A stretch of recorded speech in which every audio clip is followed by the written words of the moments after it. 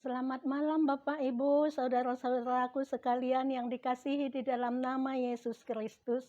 Pada malam hari ini kembali kita mau mendengarkan firman Tuhan.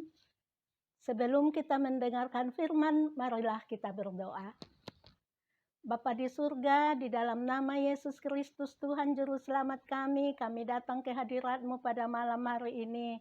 Tuhan, kami ingin mendengarkan firman Tuhan untuk menjadi pedoman di dalam kehidupan kami. Berkati kami semua Tuhan yang menyampaikan dan yang mendengarkan. Engkau memberkati firman-Mu supaya menjadi iman kami kuat. Terima kasih Bapa dalam nama Yesus Kristus. Amin. Firman Tuhan untuk kita pada malam hari ini Bapak Ibuku yang kekasih di dalam Yesus Kristus diambil dari Joel 2 ayat 28 sampai ayatnya yang ke-29. Beginilah firman Tuhan. Kemudian daripada itu akan terjadi bahwa aku mencurahkan rohku ke atas semua manusia. Maka anakmu laki-laki dan perempuan akan bernubuat. Orang-orangmu yang tua akan mendapat mimpi. Teruna-terunamu akan mendapat penglihatan. Juga ke atas hamba-hambamu, laki-laki dan perempuan, akan kucurahkan rohku pada waktu itu.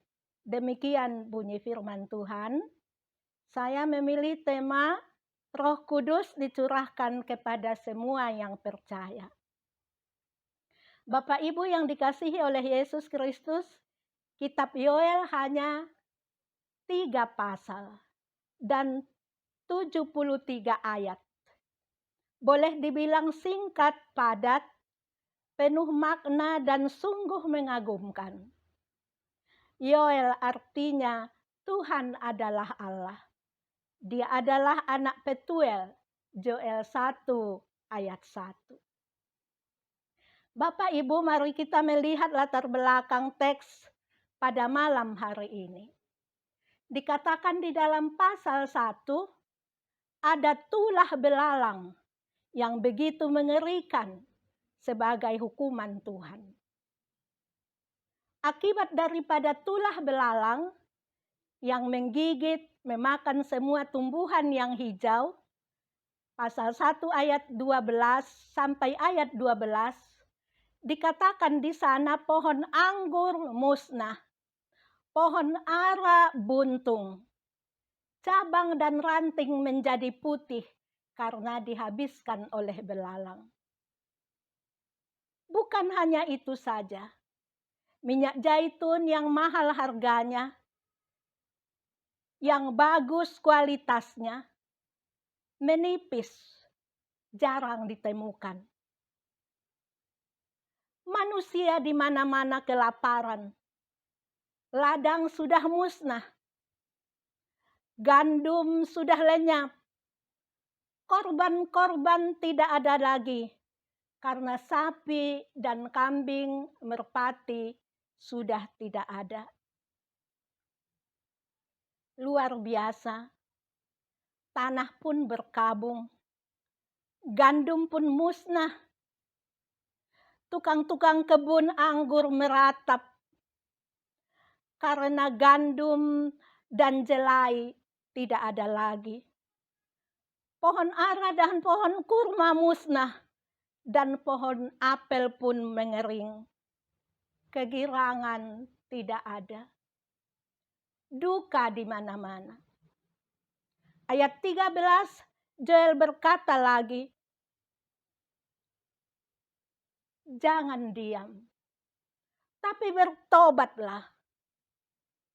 Dia mengatakan di ayat 20, adakan puasa yang kudus. Menangis, berteriak kepada Tuhan. Koyakkan hatimu, jangan pakaianmu. Adakan puasa yang kudus. Kalau kita lihat di kitab Yesaya, puasa yang benar bukan untuk tidak makan dan tidak minum. Tetapi puasa yang kudus itu adalah memberi makan orang yang lapar. Bagaimana mereka memberi orang yang lapar? Gandum mereka tidak ada.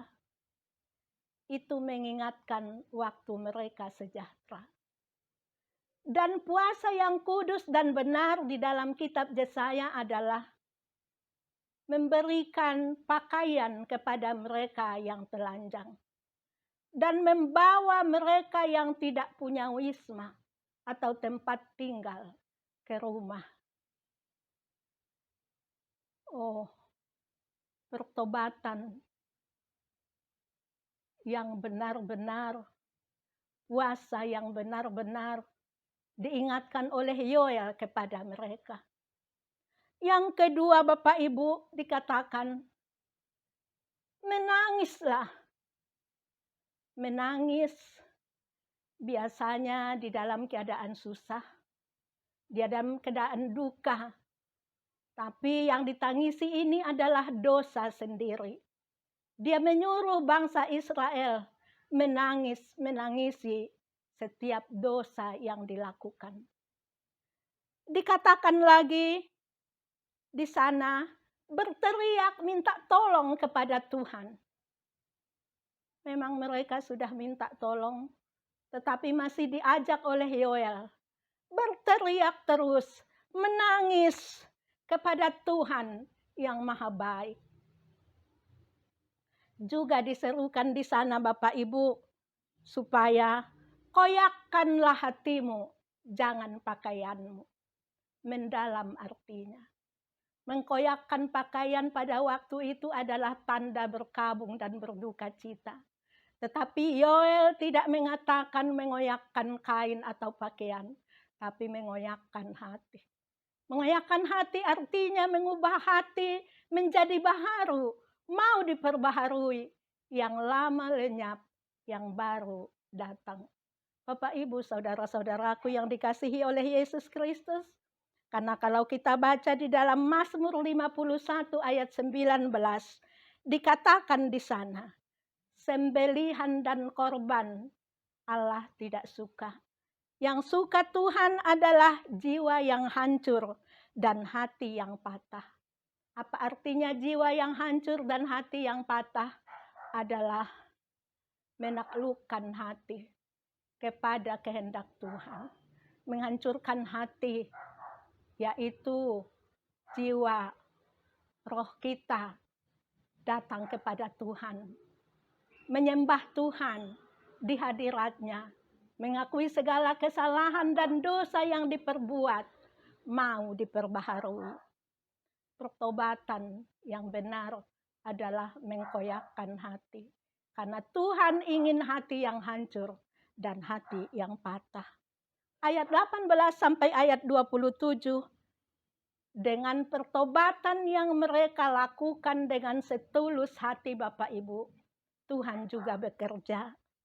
Ada jawaban Tuhan untuk menggembirakan mereka. Ada jawaban Tuhan untuk memberi mereka lagi makan dan minum.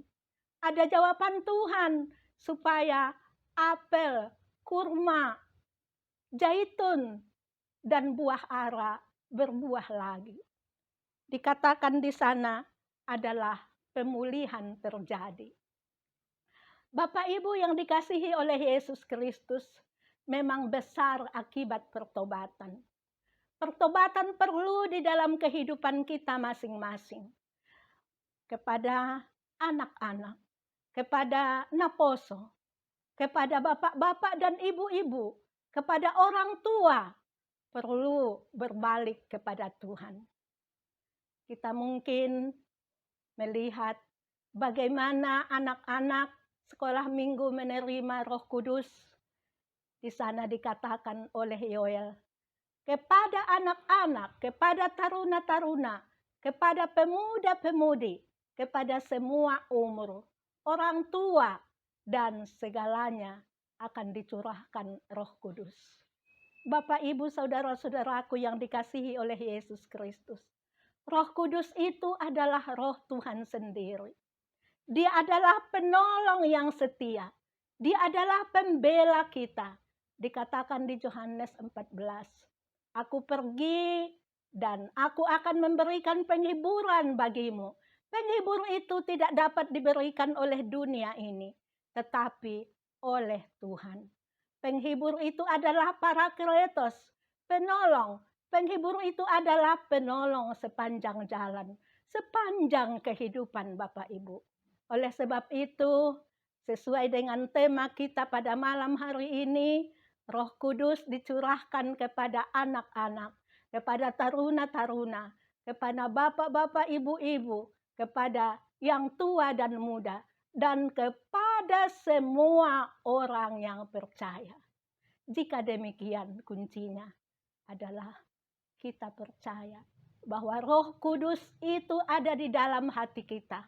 Diterima, kita terima karena Roh Kudus itu di Kisah 1 ayat 8. Dia adalah berkuasa, memberikan keberanian bagi hamba-hambanya, bagi orang-orang yang dikasihinya, bagi mereka yang percaya dan menerima Roh Kudus di dalam hati. Roh Kudus bekerja senantiasa jika kita mau menerapkannya di dalam kehidupan ini. Bapak, Ibu, dan saudara-saudaraku yang dikasihi oleh Yesus Kristus, kita kuat bukan karena kekuatan kita sendiri. Kita mampu bukan karena kemampuan kita sendiri. Kalau begitu, ada di dalam Efesus 6 ayat 10 sampai 20 dikatakan demikian. Jika demikian berdirilah dan kuatlah. Pakailah selengkap senjata Allah. Apakah selengkap senjata Allah itu Bapak Ibu? Supaya waktu kita berdiri tetap kita memakai itu. Yang pertama adalah ikat pinggang. Jelas jika kita memakai ikat pinggang, kita merasa kuat, kita merasa tertolong. Oh, betul. Jadi ikat pinggang kebenaran dan keadilan harus kita pakai di dalam selengkap senjata Allah. Yang kedua dikatakan bahwa kita memakai perisai iman, kita memakai ketopong keselamatan, kita memakai selengkap senjata Allah itu. Dengan perisai iman, musuh kita akan dikalahkan. Karena iman itu mengalahkan dunia. Itu tercatat di dalam 1 Yohanes, 2 Yohanes, dan 3 Yohanes. Dia lebih besar. Siapa yang lebih besar? Roh Kudus itu lebih besar dari segala apa yang ada di dalam dunia ini. Dan ayat di sana yang menjadi ayat emas di dalam Yohanes, surat Yohanes itu adalah iman mengalahkan dunia. Masa kita dapat mengalahkan dunia ini? Maksudnya kita bukan berperang dengan darah dan daging, bukan berperang dengan senjata, tetapi senjata kita adalah perisai Roh Kudus Tuhan. Kiranya Tuhan menguatkan kita menghadapi segala kehidupan pada saat ini sampai selama-lamanya. Tuhan penolong, Parakletos, Roh Tuhan, itulah yang menjadi penolong kita. Selamat malam. Amin. Mari kita berdoa. Bapa di surga, terima kasih untuk firman-Mu Tuhan. Meteraikan itu di dalam kehidupan kami. Supaya kami kuat oleh Roh Kudus yang ada di dalam hati kami. Yang dapat menolong kami. Penolong sepanjang jalan. Pembela kami. Menerangi hati kami. Menguatkan kami menghadapi kehidupan ini. Terima kasih Bapa. Segala kemuliaan bagi-Mu. Di dalam nama Yesus Kristus Tuhan dan Juru Selamat kami. Amin.